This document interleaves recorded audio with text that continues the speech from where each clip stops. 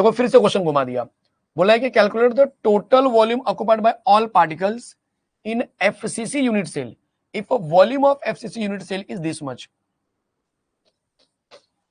If volume of FCC unit cell is this much, मतलब sir कौन सा relation आएगा।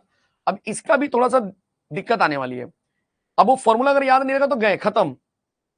ईश्वरी पवार सर स्लो करो सर, अरे बच्चा इसमें का स्लो करो यार, कंटेंट पढ़ा रहा हूँ क्या, इसमें स्लो करना है क्या, ये तो बड़ा बेसिक था।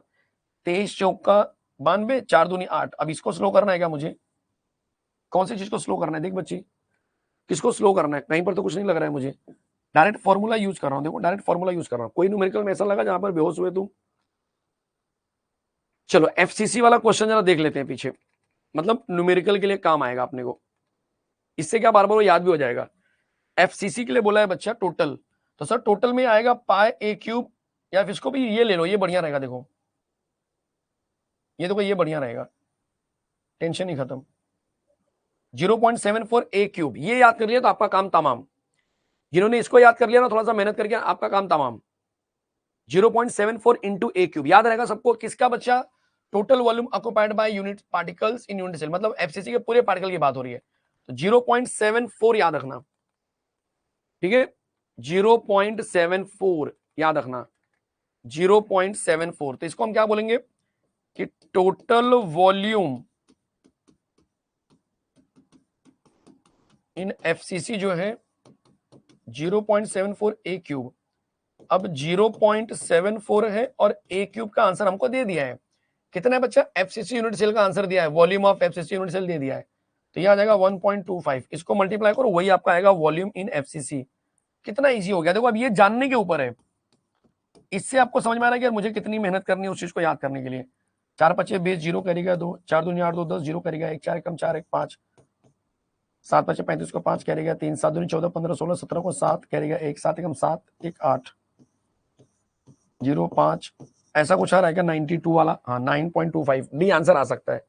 कितने प्लेस पे डेसिमल है भाई, 4 प्लेस पे, 1 2 3 4 इतना आ रहा है, क्या बात है। ए क्यूब लिया है तो इसमें कुछ और भी रहेगा ना, इंटू 10 का पावर -22, तो टोटल आंसर आ गया आपका 0.925 इंटू 10 का पावर -22। अगर मैं इसको एक डेसिमल इंटू 10 डिवाइड बाय 10 कर दूं तो ये भाई साहब बन जाएंगे 9.25 इंटू 10 का पावर -23। बोलो समझ में आया, बोल बच्चे, ईश्वरी समझ में आया क्या, ये एक एक चीज पहले समझाओ, क्या आपको ये चीज समझ में आ रहा है, और अब कॉन्फिडेंस भी आ रहा होगा, अब आपको इस चैप्टर को लेकर कॉन्फिडेंस आ गया, अच्छा ऐसा क्वेश्चन तो मैं कर लूंगा, कम से कम इतना तो आप कर लेंगे आसानी से। यस चलेगा, कोई डाउट है बच्चा, कोई कंफ्यूजन कहीं पर भी।